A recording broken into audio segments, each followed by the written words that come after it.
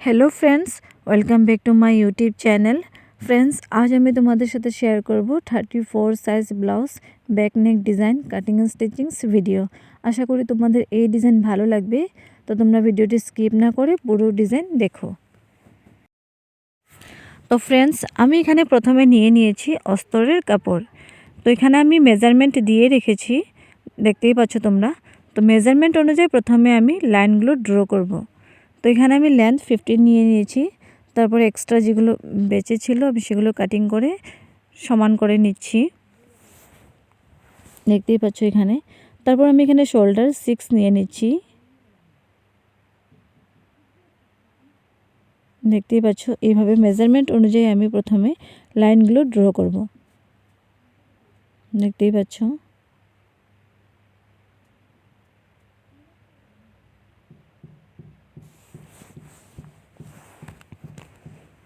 দেখতেই পাচ্ছ মেজারমেন্ট অনুযায়ী আমি প্রথমে লাইনগুলোকে ড্র করে নিচ্ছি।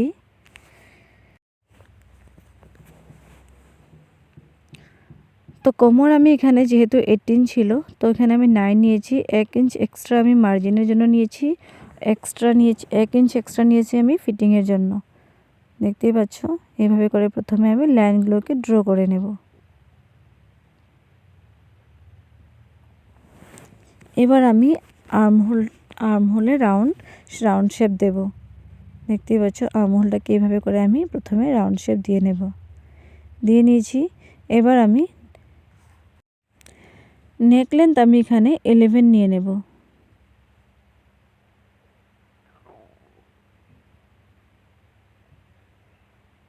দেখতে পাচ্ছ। এইদিকে আমি 3 নিয়ে নিয়েছি, ওদিকে আমি 11 নিয়েছি, লেন্থ আমি 11 নিয়ে নিয়েছি। তো প্রথমে আমি এখানে একটা বক্সের মতো করে প্রথমে ড্র করে নেব, দেখতেই পাচ্ছ। বক্সের মতো করে আমার এখানে ড্র করা কমপ্লিট। তো এবার আমি এখানে ভি নেক শেপ দেব। আমি এই ডিজাইনটা ভি নেকের উপরেই বানাবো। তো দেখতেই পাচ্ছ এখানে আমি ভি নেক শেপটা প্রথমে আমি দিয়ে নিচ্ছি স্কেলের সাহায্যে, দেখতেই পাচ্ছ। এভাবে করে আমি ভি নেক শেপ দিয়ে নেব। এবার আমি কাটিং করে নেব, দেখতেই পাচ্ছ। ভালো করে আমি প্রথমে কাটিং করে নেব,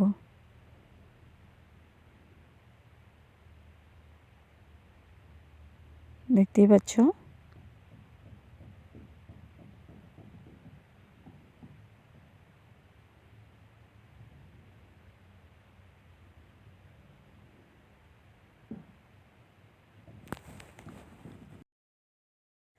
তারপর আমি এখানে প্রথম পার্ট নিয়ে নিয়েছি, এভাবে আমি পিনের সাহায্যে অ্যাটাচ করে নিচ্ছি প্রথমে। এবার আমি অস্তরের উপরে একটা স্টিচিং করে নেব, দেখতেই পাচ্ছ। প্রথম পার্টে এইভাবে করে আমি অস্তরের উপরে একটা স্টিচ করে নিচ্ছি। এবার আমি ছোট ছোট কাট করে নেব। এবার আমি অস্তরের উপরে একটা স্টিচিং করে নেব, দেখতেই পাচ্ছ। এইভাবে করে আমি অস্তরের উপরে একটা স্টিচিং করে নেব, দেখতেই পাচ্ছ। প্রায় হয়ে এসেছে। তো এবার আমি অস্ত্রটাকে পাল্টে ফিনিশিংয়ের সাথে সাথে পুরো সাইডটাকে আমি এভাবে স্টিচিং করে নেব, দেখতে পাচ্ছ। পুরো ফিনিশিংয়ের সাথে সাথে আমি এভাবে করে স্টিচ করে নেব,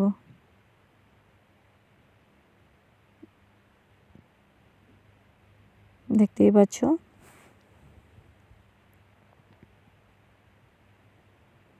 সেকেন্ড পার্ট আমি ঠিক এভাবেই করে নেব।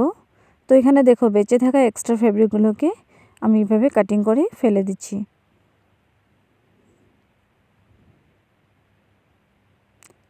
দেখতেই পাচ্ছ। তো এখানে আমি 4 ইঞ্চ মাপ অনুযায়ী প্রথমে প্লেট বসিয়ে নেব, দেখতে পাচ্ছ।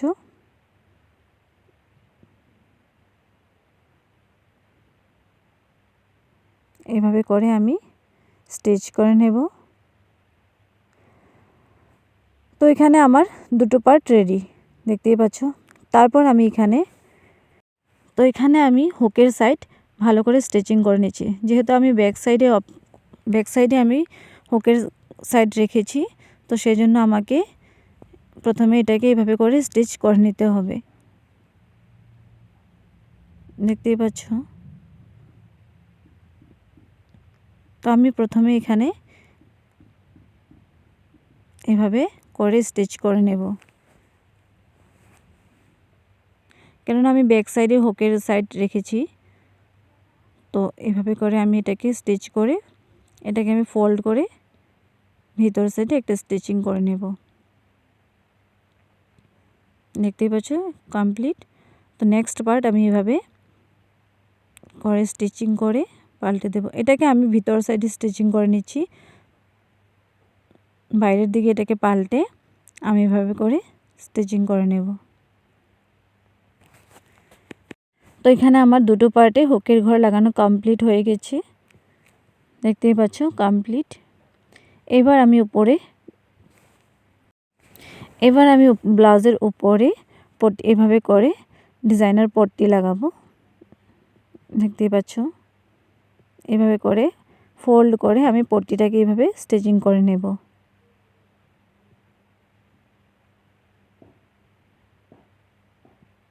দেখতেই পাচ্ছ। তো দুটো সাইডে আমি এভাবে করে ফিনিশিংয়ের সাথে সাথে এটাকে পাল্টে এভাবে করে ফোল্ড করে ভালো করে স্টিচিংস করে নেব।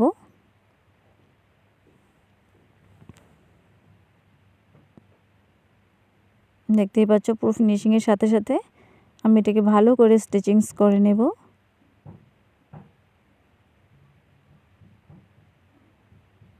দেখতেই পাচ্ছ।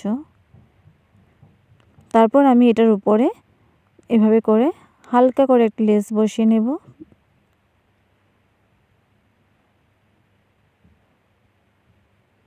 দেখতেই পাচ্ছ এখানে আমার লেস বসানো কমপ্লিট। এবার আমি কোমরপট্টি লাগিয়ে নেব।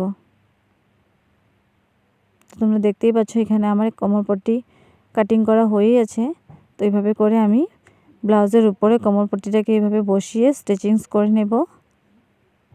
তারপর এটাকে পাল্টে আমি একটা স্টিচিংস করে নেব।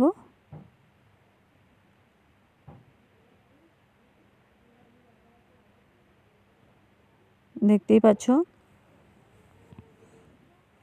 আমার এখানে কোমরপট্টি লাগানো প্রায় হয়ে এসেছে। তো আমার এখানে কোমরপট্টি লাগানো কমপ্লিট। তো এইভাবে করে আমি দুটো পার্ট করেই রেখেছি। দেখতেই পাচ্ছ সেকেন্ড পার্টও আমি ঠিক এইভাবে রেডি করে নিয়েছি। তো ফ্রেন্ডস আমার এখানে আজকের জন্য ব্লাউজ ডিজাইন কমপ্লিট।